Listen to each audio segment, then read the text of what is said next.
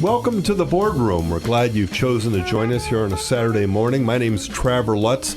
Every week we bring you the professionals that you want to hear from in the areas of condominium and HOA management, and we try to bring you a wide variety of topics. And today we're lucky enough to have Joshua Porter from Consult Engineering. He's the president of Consult Engineering, and thanks for being with us. Thanks for having me, Trevor. We've got a great topic and one that affects just about every condominium and some HOAs as well. We're talking about developer and contractor mistakes that can cost you, and cost you in many ways, not only lost time and enjoyment, but also money.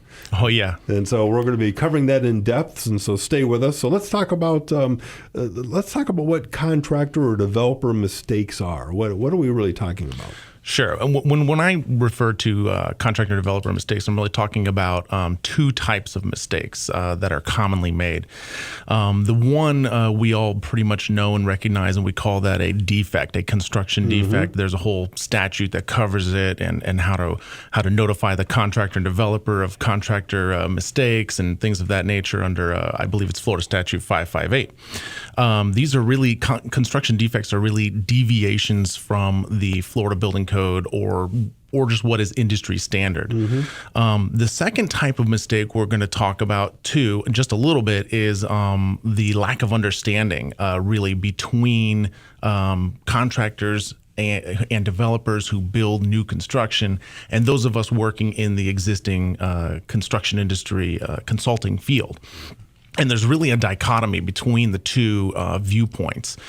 I used to do new construction engineering. Okay. And so when we would do this, a lot of times, we would be preparing plans, and if a building needed waterproofing in a certain area, we did what a lot of other architects would do. If the architect didn't put it on there, we would put it on there. And a lot of times we might put a little note on there that says waterproofing, and we would just point an arrow generally to the area, and it was up to the contractor to make sure it got done right. Sure. And so the contractor, in a lot of cases, will hire a waterproofing contractor and install the waterproofing, and then but it's there's no details put together. There's no specifications, and we're not required to by Florida Building Code to put together these specifications for how the waterproofing gets installed. So you're throwing the recommendation out there, and you're hoping that they're going to run with it and do it correctly, or do it the way you would do it. Correct. And frankly, from new construction, nobody's held liable. The developer, or I'm sorry, the contractor, the engineer, the architect, none of us are really held liable too much for whether it gets done right or not. So coming as an engineer, as a structural engineer coming from new construction,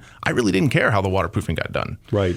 And neither do really architects, and neither do a lot of these other folks that work in new construction, because we don't have an understanding of how is this building going to perform for the long term. And in that particular case, you're not obligated to even point out that waterproofing was that you would recommend it. Right. Yeah. Our job in new construction industry is really to make sure that the building gets its CO, and we care about how long the building lasts, basically for the year after it gets built. And that's all we really are concerned with. And it's not it's nothing bad. In other words, we're not trying to deceive we just don't know in the new construction industry. So when I moved over to the existing construction industry, it was like a big light bulb went off. Right. And you begin to learn and realize, wow, there's a lot of things I didn't consider and I didn't know about. And so working now in the existing construction industry and specifically consulting with condo and homeowner associations, we begin to see all of these types of mistakes that are made, and they're repeated by many different contractors, many different developers on many different buildings. They're all doing and repeating a lot of the same mistakes that we really would have never even thought of to begin with. So that's kind of that secondary issue is the contractor really didn't deviate from the plans. He really didn't deviate from the Florida Building Code. He really didn't even deviate from industry standards, but it was just something that nobody really knew about. Now, to put things in perspective, that innocent mistake is really less than 5% of the mistakes out there. The vast majority of the mistakes out there are construction defects. Now, and that's construction defects, aren't those accidents, or are those sometimes intentional where they're cutting corners? That's a great question. Yeah, actually, cutting corners, it happens a lot, especially budgetary reasons. And it's real easy. A lot of times in these situations, especially for large projects, you get into situations where the contractor is pointing to the sub, and the sub is pointing to the developer for cutting back budget or whatnot. Right. for me, a lot of that still comes back down to, what's industry standard. We have one situation that we're working on right now dealing with planter boxes, and the architect specified that the planter boxes are to be waterproof. It was one of those generic call outs, and the contractor went ahead and had the sub prepare documents to show how they were going to install the waterproofing. Right. And the contractor went ahead and approved the documents, and it never went back to the architect. And the subcontractor went ahead and put in the waterproofing. Well, the problem is part of the waterproofing has been damaged and destroyed by roots. Let's say of the plants that went in there. Right. Well, the subcontractor says, "Well, I was never told to put a root barrier in." Right. So you fall into those questions, and he said, "Well, we proposed a root barrier, but it was cut because the developer wanted to save money. Corner cutting." Right. And our argument or my argument is that, well, no. It's still an industry standard that you would have installed it, and it should have been there. Right. So those are things that are a little tougher, and a lot of times, you rely on your attorneys to also guide the association in those situations when you're trying to point those out. Now, in a case like that, shouldn't the sub have gone back to the contractor, and the contractor then back to the architect or the engineer and said, "This is the proposal for doing the waterproofing in these planters"? And shouldn't the engineer have been brought into the picture to look at that? Yeah, I mean, in my opinion, the architect or engineer should have been involved with checking that, but it's not required, and a lot of times it's not done. Right. When the subcontractor provides the submittal, it gets reviewed by the contractor, and he approves it, and it never goes higher up than that. We're sitting today with Joshua Porter. He's the president from Consult Engineering. Joshua, tell us a little bit about your practice and what you do. Sure. Consult Engineering, we're a structural engineering firm. We our primary task that we perform for condo and homeowner associations is actually project preparation, design. We solve problems. We look for water intrusion in the building, kind of what we talked about last time we were together, and then we help associations through those projects and completing those projects. Ancillary to that, we also provide reserve studies, and we also provide general consulting for associations. We'll help them review bids if they went ahead and already had a certain project put out to bid. We'll help them review bids, and then we do a lot of forensics and investigation as well. Determine what is the problem, what is going on. In most cases, you're working directly with the board of directors, not with on those types of projects. You're working with the board of directors, not an architectural firm necessarily. That's correct. I pretty much only exclusively work directly with boards of directors. I am almost never hired by contractors or architects or other engineering firms to do any type of consulting. So it's a very industry niche specific consulting that we're doing. And that's a valuable service, because how often do boards want to do something, maybe make a modification or repair or add something, and they really need to bring in somebody like you to look at that, to help them determine the feasibility of it. Right. Okay. Now, we talked about these developer or contractor mistakes, and we're assuming that most of those are not intentional. Why aren't these mistakes so caught during construction? Why aren't these found out earlier than later? Well, the process, and hopefully I kind of alluded to it a little bit, is a very complex process. You have a lot of parties involved, especially for large condominiums. You have, architects and engineering firms, and you have a waterproofing consultant contractor. You have the waterproofing installer contractor. You have, all the different trades, all those subs. You have the general contractor. You have the developer. You have all these different interests and all this different paperwork and all these requests for information being passed around. It's a very complex process. So part of the way the Florida Building Code is designed is the building official has these inspectors that go out and do inspections. And what this has created an environment where the industry almost relies on the inspectors to find their mistakes. And that's really not the inspector's job to do your quality control. So what happens is there's a false assumption that, well, we passed all of our inspections, so we must have done it right. Right. And we must have built it correct. And so then the next time you do another building, you are a little less attentive to the details. And if if you don't get caught at inspection on that one, then you sort of have this process whereby which you're reinforced this bad habits of construction. Mm-hmm. And there is that assumption that the building department's going to find any problems along the way, but that really doesn't happen, does it, very often? No, and what they're really looking for are very specific, limited things. The building department really, as far as I know, never even really looks at or inspects, waterproofing. And there's a lot of things about the building that they don't check and inspect, or it's not feasible. How do you check that the window was installed on the 24th floor? That's right. I mean, if they really actually checked every window installation on a high-rise building, the project would be held up for a week and a half while he's going around and inspecting windows. Sure. So he inspects a handful, usually down on the lower floors, and and then that's what you get for your inspection. And I know you do a lot of consulting for large roof projects or re-roofing of condominiums.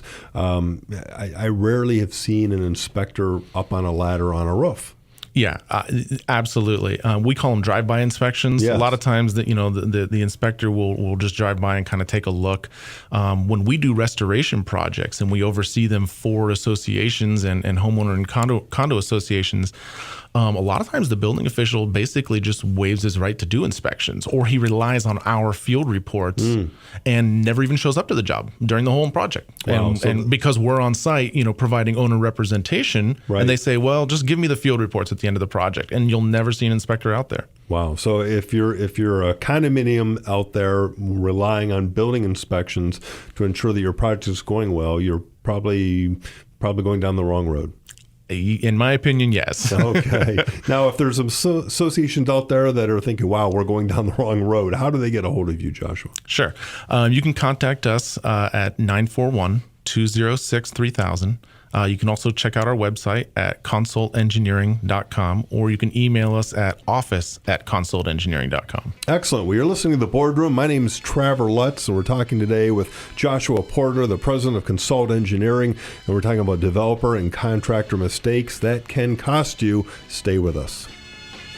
And thank you for rejoining us here in The Boardroom. My name is Traver Lutz. I'm the president and CEO of a company called Sandcastle Community Management. We're based in Naples, manage condominiums and HOAs from North Fort Myers down to Marco Island. And today we've got Joshua Porter. He's the president from Consult Engineering with us in the studio. We're talking about developer and contractor mistakes that can cost you. And hopefully we're going to save some people some money, time, and aggravation. So hopefully. Yes. Josh, we were talking during the last segment about the building department and what we call affectionately we call as drive-by inspections by the building department. And I think it's important, you mentioned to me during the break that the building department really has no liability for maybe a problem on it. Right. And I get this question a lot, especially when we do like transition studies, and we'll talk about that a little later. But when we do studies of buildings and we're finding construction defects and we're identifying them as construction defects, I get this question all the time. Well, why wasn't this caught by the building department? Mm-hmm. And I'm not throwing the building department under the bus. They do a great job. But what we need to understand is that they're working basically under the guise that they are protected from any kind of liability from their inspections. So if they miss an inspection or they miss something that's critical, a life safety issue, something like that, they're not liable. They're not responsible. They're protected. Mm-hmm. They're not protected, as far as I understand, against things like corruption and fraud. Sure. But they are, if they miss stuff, that ain't their fault. So the question you have to ask is, compare a department that has no liability and compare that to maybe a private inspection mm-hmm. firm that puts their license on the line every time they go out and do inspections. Such as Consult. Yeah, kind of like what we do. Exactly. I mean, if I'm going to go out there and I'm going to go oversee a project, I need to make sure I see every aspect. I need to make sure I know how it's all been put together, and I need to make sure that, that it's all been done correctly. But, a completely separate issue from what we're talking about today, but that's kind of one of the reasons why I'm more of an advocate for private inspection than I am for government-run inspection, because of that liability issue. Sure. Now, when people hear construction defects, they're assuming or or when we're talking about construction problems, people are assuming new construction, but we're not just talking about new construction, a brand new building coming out of the dirt. We're talking about rehab projects as well. Oh, absolutely, yeah. This happens a lot in the existing construction industry. I mean, I talked about the dichotomy of the understanding, but you got to remember, a lot of people, a lot of contractors working in the existing construction industry. Now, when we refer to existing construction industry, we're talking about re-roofings or building restoration, repairs to structures. A lot of these contractors come from new construction, so they bring a lot of their habits and things with them. Both good and bad habits. Good and bad, yeah. And so the answer to the question, yeah, this definitely happens in the existing construction industry, and it is a problem that can be averted. I'll give you an example. There was a roof that was installed on one of my clients' buildings down in Fort Myers Beach. Mm-hmm. It was installed about 10 years ago. It had a 15-year warranty. And when I came out and looked at it, it was at about year 8 in its life. This was obviously a couple years ago. And the roof had, I think it was over 70-something big, large air bubbles underneath the roof membrane. It was a flat roof. Right. And for a roof of this size, that was way out of standard. And the association said, well, yeah, we identify them and we mark them. And the contractor who installed the roof comes out every year under his warranty, and he cuts them open and patches them and fixes them. Wow. And our argument was, well, yeah, but you have a failed roof system. Right. Just because it isn't leaking and because the contractor comes out and fixes the problem. So obviously this was a re-roofing project. It's in the existing construction industry, but something went wrong. They installed this thing wrong. You shouldn't have this many air bubbles under the roof. And so the contractor knows obviously there's a problem, but he's happy patching it because the association. Oh yeah, he doesn't want to pay for a whole new roof, right? Even though it's under warranty for a new roof, right? So it takes an expert like us to come out and say this isn't normal, this isn't industry standard, and you really, with the amount of air bubbles and the amount of failure that this roof is under, you really run a risk of it not performing under a hurricane. Sure. Just because it doesn't leak today doesn't mean it isn't just going to rip right off during a hurricane. That's right. And how often are you called out to look at projects like that? And I guess in this particular case, how would that association know they had a failed roof system? They obviously didn't. They just assumed the contractor was being a good guy and coming out and fixing it. Yeah, and it's funny you mentioned that because I was actually on that property for different reasons. So really? I discovered the roof. Oh, okay. Okay. So associations, do you recommend that they occasionally have someone like you come out and inspect their properties to ensure that things are up to snuff? Absolutely. And a lot of times you can combine services in a logical way. Consider the next time you have a reserve study done, consider hiring an engineering firm that does project management to go do your reserve study, because then they're on the roof, they're walking the premises of the building, they're walking lanais, and they're seeing these other things. And when they incorporate it in the reserve study, they can say, hey, by the way, we also noticed your roof's in terrible condition. Right. Or it's not going to perform under a hurricane. The information you may not get from just having a regular service done, for that. But in some parts of the state, I believe in Miami-Dade also, for buildings over a certain age now, they're required to have inspections by engineers every so many years. Right. So we definitely I definitely recommend that you have your building surveyed, have an envelope inspection. We kind of talked about envelope before. Sure. Roof, walls, anything that can cause water intrusion, and have that envelope inspected on a regular basis. And you'd probably save the association from a nasty surprise, a special assessment or something down the road when that association found out the roof was failing. Absolutely. Yeah, my goal is to try to avoid special assessments for associations. I mean, and that's one of my big gripes with reserve studies is a lot of reserve studies out there have nothing for building restoration or concrete repair. Really? And these are real figures that come in and need to be spent, and they're always special assessing for those types of projects. Right.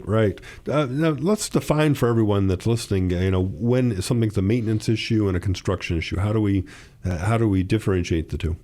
Sure. Maintenance issues come down a lot of times to wearable building components. A good example of this is sealants around windows, caulking, in other words, expansion joint caulking. Your paint is a wearable item, needs to be regularly maintained, things like that. If you have drains on your roof, you have a flat roof, those drains, you need to keep those clean. If you let them get clogged up, it could destroy your roofing membrane. Well, then you go up there and you say, well, my roofing membrane's failed. This is a construction defect. Well, no, it was a maintenance issue. You have to be able to analyze this, though, with a very fine comb, because a lot of times, especially in newer construction, where the contractor or the developer or somebody might actually still be on the line for making things right, their knee-jerk reaction is to just basically say that everything is a maintenance issue. Sure. Well, your planter boxes are leaking because you didn't maintain them. Well, but the building's only 4 years old. Why are they leaking? After? Right. Well, yeah, you're supposed to, re-waterproof them every 3 years. They're just, Right. So you have to be able to come in with somebody that says, no, the industry standard life expectancy of a waterproofing membrane is this, and it should have lasted this long. And you need somebody to actually be able to discern what is a maintenance issue and what is an actual defect or a problem. And during that reserve study that you said your firm prepares as well, yes, correct? Sir. Yeah. Okay, so during those reserve studies, that would be a great time then to identify maintenance versus potential construction. Yeah. Okay, excellent. Besides the obvious, how can these types of construction mistakes cost the association in the long run? Sure. The one of the things we were talking about before, like caulking around windows, for example, a common construction defect I find is that the original plans and the design of the window waterproofing, the window sealants required that like a backer rod be put in. A backer rod is a piece of closed cell foam that is designed to give the caulking a proper profile so that it functions correctly. Well, if you don't install that, then your caulking isn't going to last as long.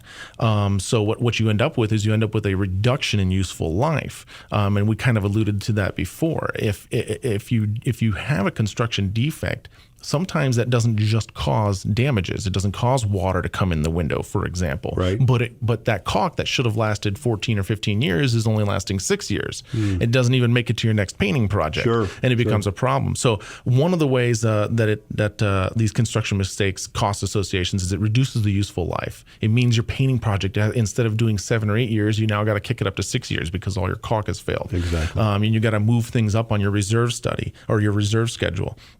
Another way that it causes cost to the association in the long run is through actual damages. So, let's say that caulking does fail and then water does come into the building. Now it's caused damages to the unit owners. Again, staying on water with roofs and things of this nature. If you get water into the building envelope or into the concrete structure or onto the walkways or onto the tiled balconies, or you get this water getting into the structure of the building, then you end up with structural damage. So instead of maybe your new building lasting 30 or 35 years before you need to do your first concrete restoration project, it's only lasting 20 or 25 years. These are things that cost, but you have to kind of have a long-term view on the life of the building to see that it's actually going to cost you. And the biggest way that construction defects really cost associations is when they're life safety defects. Railing that's not installed correctly. Wow. Yeah. Stairways that aren't wide enough. I had one association, the stairway was supposed to be 44 inches wide, and it was the primary egress for the building. It's a 4-story building. It's the primary egress. It's supposed to be 44 inches wide, and it was actually built at 27 inches wide. Wow. So it's not even wide enough really for EMS crew to get up there with with a stretcher or anything like that. And that's not an easy fix, I'm sure. No, a very expensive fix, because you basically have to demo and almost rebuild the entire stairway. Right. Well, the thing I was thinking too, the other way that it costs associations is, think about the time and aggravation that from homeowners when they're dealing with a problem, that water constantly coming into their unit from the windows, and the board from receiving those calls and having to deal with the fix. Oh, yeah, absolutely. I mean, we all use the phrase time is money, but it actually is real. And I sometimes shudder to think, man, I wouldn't want to be on the board of an association. Those people, God bless them. Right. Because this stuff, when these issues come up, this is a real headache, and they have to invest a lot of time to deal with it. And yeah, it's nothing that we would look forward to for sure. Well, and here in Southwest Florida, not only is time is money, but it's also golf time. And so you're cutting into that as well. So. Yeah, exactly. Okay. Well, we're sitting with Joshua Porter. He's the president of Consult Engineering. Josh, if people need to get a hold of you to discuss reserve study or inspections, how do they do that? Sure. They can check us out at our website at consultengineering.com. They can also call us at the office, 941-206-3000. And you can also email us at office@consultengineering.com. Excellent, excellent. Well, you're listening to The Boardroom. My name's Trevor Lutz. Every Saturday morning here, it's everything that's good about HOA and condominium management. And we bring you the professionals that you want to hear from, people that will help make your life a little better here in Southwest Florida as you manage your association. And today is no different. We have Joshua Porter. He's the president for Consult Engineering. We're talking about developer and contractor mistakes that can cost you. And we were talking about the last segment. There's many costs involved: time, money, energy, frustration. And so hopefully we've covered those and we won't make those mistakes going forward. So Josh, thanks for being with us. Thanks for having me. If an association determines that they or thinks that they have a construction defect in a building or a common area of their association, what should they be doing? What's the first step? Well, the first thing I would ask is what is the time frame? What time frame are we looking at? So, in other words, if your building's only 10 or 15 years old, or you had a re-roofing done, or you had construction work done, and it was done within the last so many years, my first recommendation really would be to contact an attorney and contact the contractor. Contact the contractor, let them know that you suspect that these are construction defects, because sometimes these contractors, being honorable contractors, will come out and make good, and they'll exercise their right to repair, and they'll come out and they'll fix the mistake.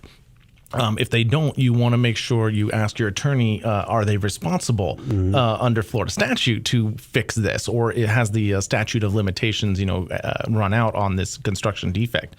A lot of times at that point, the attorney might ask you, well, are you sure it's a construction defect? And in that case, then you're really calling, an engineering firm that specializes in this type of work to come out and take a look at your problem. And it probably doesn't hurt to get a second opinion as well. We talked about during one of the last segments that you gave the example of an association that had a roof failure, and their contractor was being, quote unquote, a good guy and coming out and making repairs every year, but he was really covering up a problem. Correct. Right. So they may need to get a second opinion if they suspect there's a problem. Yes, I can't recommend that enough. And to get somebody in there, when you get somebody in there, and the reason why I say to talk to the attorney first is because once you get that engineering consultant in there or architectural consultant in there that specializes in existing structures, once you get them in there, you need to be able to tell them, hey, we've talked to our attorney and we believe this is something that we're going to go back to the contractor on.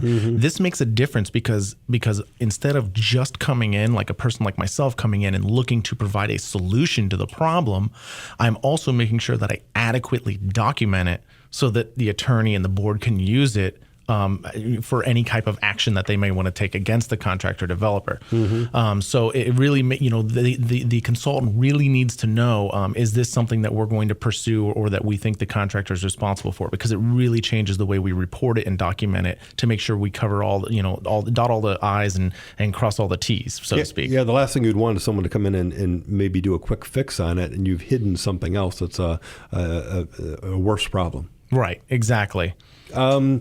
What types of construction defects or do you see popping up in buildings that are 10 years old and that age range? We keep going back to it because it's really the biggest one that covers, condo and homeowner associations constantly is water intrusion.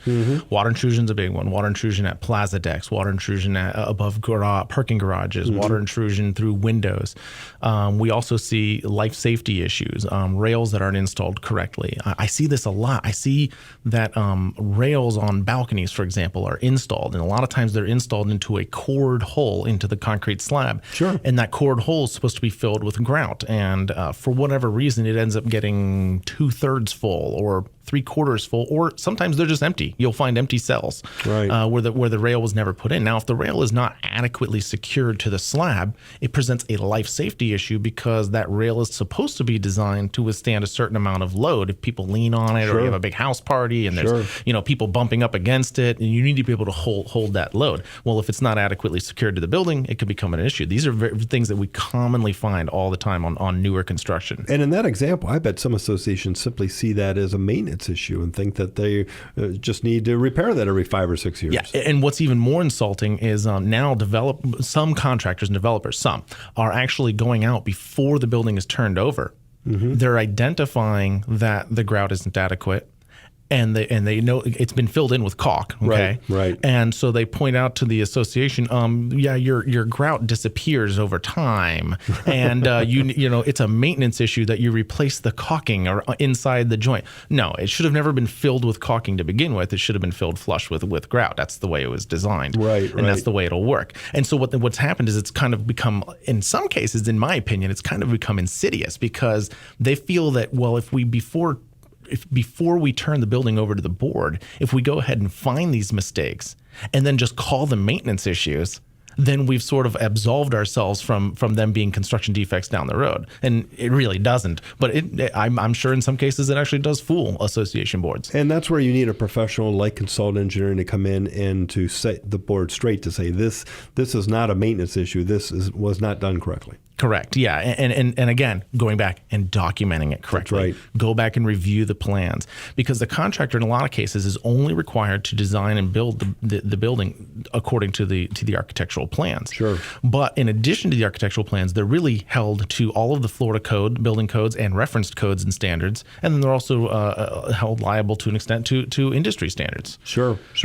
Now, if the association's older, they're sort of in that sweet spot of 8 to 10 years, and they realize that they have a defect. I mean, what are they to do? Well, if an association's older and they think they actually have construction defects, and you kind of have to define what is a construction defect on an older building. Mm-hmm. So a great example that I thought of the other night was the railing on a walkway. So you have a multi-story condominium building, let's say, and you've got railing on the walkway. Well, at some point in our history, during the Florida, in the Florida Building Code, or even pre-Florida Building Code, it was very common. It was industry standard, and it was code acceptable to build the railing at 36 inches high. Okay. New code requires that it's 42 inches high, and it also requires that the balusters are a little closer together and things of this nature for life safety. Sure. So the question is, okay, I've got a condo building that's 30 or 35 years old, and I've got 36-inch railing. Is that now a construction defect because it doesn't meet current code? And I'm not an attorney, but from my experience in the industry, what I've learned is that usually this is what we call grandfathered. It's grandfathered in. Mm-hmm, it was acceptable under the code that the building was built under, but if you ever touch that railing, modify it, remove it to do work on concrete or anything like that, it's got to go back into code. You can't reinstall things that aren't compliant with the code. But the other item too is a question of when we talk about fixing it is if you touch it, you have to fix it. But also the question is if you know that it is actually a construction defect. Mm-hmm. So if you have knowledge that, okay, I got a 36-inch rail on my building, but my building's only 6 years old, and I was supposed to have a 42-inch rail under that code that the building was built under, okay, the question now comes in, well, you're and I believe this is a gray area, and this would probably be a better question answered for an attorney to some respects, but the question is the association then liable because now they know that they have defective construction on their property and it does not comply with the code that the building was permitted under? And so are they required to then upgrade that and bring it up to code? My understanding is that they would be required to bring it up to code. And it raises a question of liability for the actual board. Is the board liable for construction defects that aren't addressed? Or giving you another example, when you have when you're going through developer transition and you identify 10 defects and the developer and contractor come out and fix 3 of the defects, and then let's say you sue on the other 7 defects and they give you some money and there's a settlement. Mm-hmm. Okay, well, if the association then goes ahead and fixes 4 of those defects and they don't address the other 3, are they responsible to fix those other 3? I believe it would be yes, because now they have knowledge, they have an expert opinion, like from an engineer in writing, stating that it's a defect, and they receive some sort of settlement from the developer, and I believe that they are obligated to correct all of these construction defects. And heaven forbid if those are life safety issues that they choose or ignore and they just pocket the money. Yes, yeah, exactly. And you see this pop up also on insurance claims. I have an association that I'm working with right now, and they had a insurance claim. The insurance paid whatever $1 million, $10-12 million. They used 4 or 5 of it or 6 of it or something like that, to actually do repairs to the property. They didn't do every repair that needed to be done to the property, but they did what they felt was the life safety stuff, and they ignored all the non-life safety stuff. And then then, they issue a newsletter to the association saying, hey, we have manna from heaven, and they go ahead and tell everybody that they're going to receive a $35,000 check, you see these bizarre things, and it's like, no, you really can't do that. And you have a responsibility. I mean, look at these gaping holes in your building to fix these holes before you start giving money back to people. So That's right. So if the association's younger and they're, just a couple years old and they suspect that there's some type of construction defects, I mean, what should they be doing at this point? The service that we commonly recommend is called a transition study. Mm-hmm. It's a service that we provide for condo and homeowner associations that are in that process that are either in the process of transitioning or are just a couple years out from transitioning, and getting one of those conducted. And this is very different from the turnover report that the developer is required to provide the association by Florida statute. The turnover report is really basically like a mini reserve study without any dollars. It's provided, the developer is required to provide it to the association under Florida statute, but a lot of times associations just walk with that and think, well, they've gotten a good inspection because it was done by some engineering firm somewhere. Exactly. And our recommendation is get your own study done. Excellent. Well, we're sitting with Joshua Porter, the president of Consult Engineering, here in the boardroom. We're talking about developer and contractor mistakes. Stay with us. There's more to come right here on the boardroom. And we want to thank you for joining us here in the boardroom. My name is Trevor Lutz. Every Saturday morning, we're bringing you the best of the best. These are local professionals that can help you and your association to run more smoothly, to avoid some pitfalls. And today's no different. We have Joshua Porter with us, the president of Consult Engineering, and we're talking about developer and contractor mistakes. Joshua, thank you for being with us today. Thanks for having me. We were talking about the last hour about construction defects, and particularly for newer communities. And I guess the question that comes to mind is, what types of services would an architect or engineer consultant provide in situations of a younger community that may have some problems? Sure. The first thing you want to do is you want to make sure, as a consultant, the first thing I want to make sure I do is to identify the exact nature and extent of the issue you're having. You have an issue. That's why you called us. We're going to identify the nature and extent of the issue because we really need to distinguish whether it is actually a defect, or whether it is a maintenance issue, or if it's an older building and you've had a re-roofing or some sort of restoration done, whether it's maybe just a different age-related issue or something else. Sure. Because we don't want to basically falsely accuse any kind of contractor developer of something that isn't really their fault. Because that term construction defects bantered around a lot. Absolutely, yeah. And again, identifying that it's a construction defect really requires a litmus test. Did they install or construct that portion of the building or the whole building against the way the architect had designed it, or not in compliance with the plans, or not in compliance with the Florida Building Code. And we talked about some very simple items in one of the last segments. You talked about the railings not being filled properly with grout, on a balcony, and that's a construction defect that probably most people would never pick up on. Right. And the other thing that we're really going to do, that's the first thing. The second thing we're really going to do is identify to make sure that whatever issue you're having isn't actually going to create a life safety issue, because that creates a sense of urgency that something needs to be addressed, something needs to get done, whether it's temporary or permanent. You need to know whether what you're looking at or not is a life safety issue or is going to create life safety issues. But the last thing that we really do when we go out, our last purpose really for being there is to really properly document everything. Associations have that, the board has that responsibility, that fiduciary responsibility. And a lot of times you want to be able to point back and say, we got experts and we followed their opinion. So we, as a quote expert, we want to make sure that we provide a clear and written, and we document everything so that the board is comfortable moving forward in whatever decision they decide, and that they're moving forward based on good knowledge. And as we talked about one of the other segments, just the fact that you have your C of O or you have your building permit approved, that doesn't mean that that things are proper or they were done correctly. Right. I mean, I've never found a construction defect on a building that didn't have a CO, right? So, and we find them all the time. And Going back to the original or one of the original two segments for this show, one of the questions was, well, how does this happen? Why isn't this caught? And again, this is one of those things that I constantly scratch my head and say, I really have no idea. Some of these are so blatant. Mm-hmm. I really just don't know how they're missed during construction. Well, and the other question that comes to mind is, shouldn't the construction defects be covered in a turnover report when the association is turned over from the developer? Right. Yeah, and we touched on that a little bit. The turnover report is something that was recently added to the statutes. Don't quote me on how many years ago, but it was added to basically put a little more onus onto the developer to provide the association with some foreknowledge of things that they will be needing to maintain. Mm-hmm. And that was kind of the goal, because basically properties were being handed over to associations, and the thought process was, well, we can reduce these things coming back as construction defects if we go ahead and alert the association that there are these issues. So the turnover report, is supposed to give you the useful life of your roof, and it's supposed to tell you the useful life of your asphalt and things like that, so that down the road, you're not, as an association, you're not shocked or surprised that you have to do these maintenance items. Exactly. The problem is that these reports are required to be done by an engineer. Mm-hmm. So the developer will go and get an engineer and have this report done.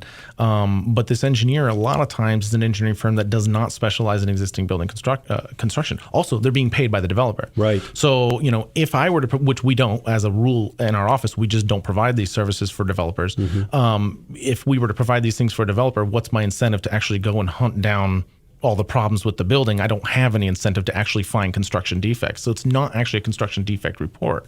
A lot of times they'll find, a piece of flashing wasn't installed. These are cheap defects that are easy to fix, and they're sort of like, just a bone, basically, that's being thrown into the report. You would hope that the ethical standards of the engineer providing this for the developer would cause them to truly identify problems, but there's really no incentive for them to do so.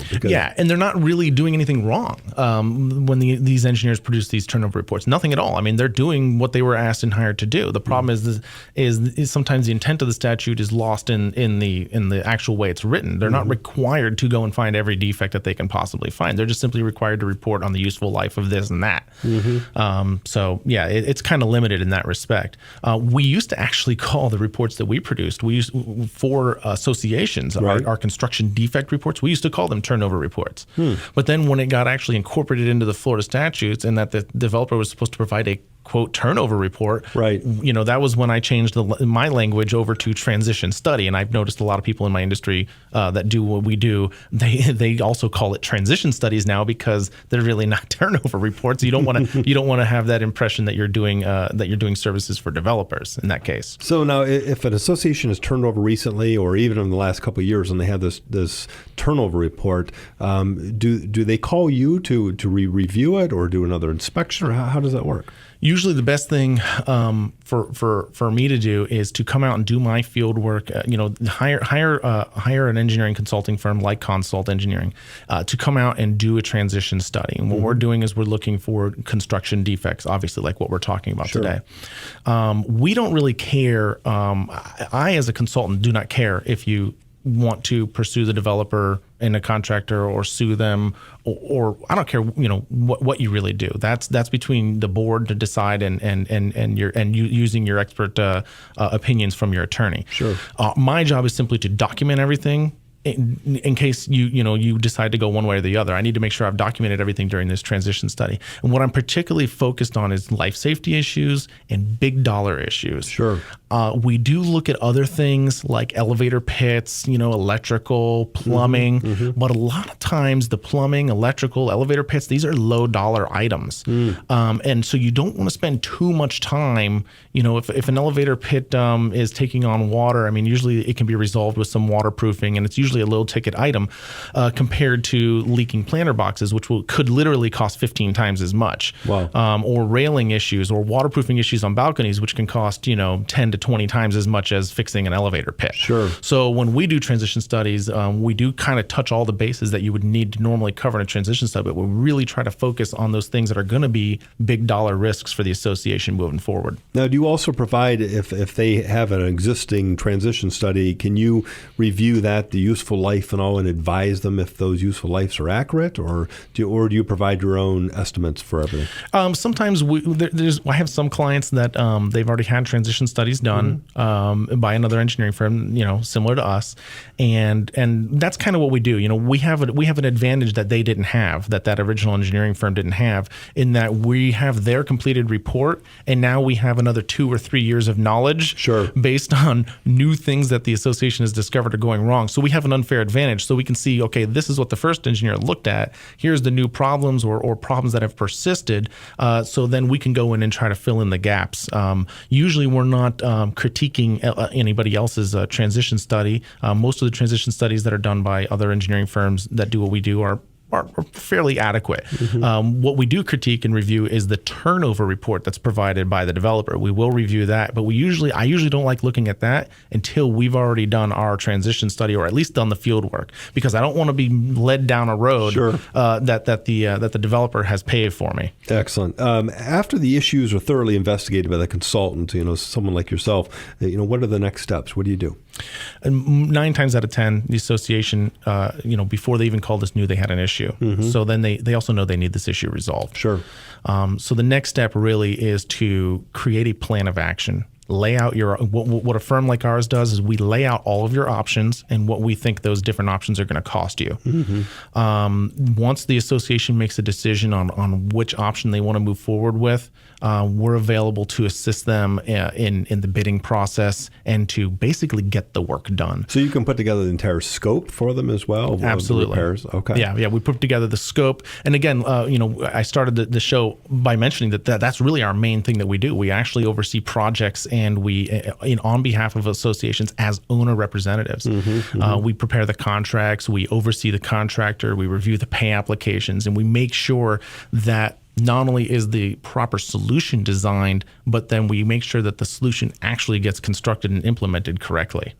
Now, if the association has to take legal action or litigation against a developer or a contractor, will you work as a witness on their behalf, or how does that work? Yeah, actually we do. So right now, I actually am an expert witness for 3 different cases, and this is not something, though, we like to advertise. I don't want to be perceived as a expert witness in somebody's pocket. And that we're just for hire and we're going to say whatever. I really let people know that what we are is a construction administration firm, basically, first, and a forensics firm. And when we do expert witness as an ancillary service to our clients. And I think that kind of brings a little extra credibility to our expert witness work, because we don't go around and just solicit for expert witness work. We just simply do it for our clients as an extra service. Excellent. And if any of the boards out there listening need your services, whatever it may be, how do they get a hold of you, Josh? Sure. They can call us at the office at 941-206-3000. You can also check out our website at consultengineering.com, or you can email our office at consultengineering.com. And you've been listening to The Boardroom. My name is Traver Lutz. We look forward to seeing you next Saturday when we have another special guest. And until then, bye-bye.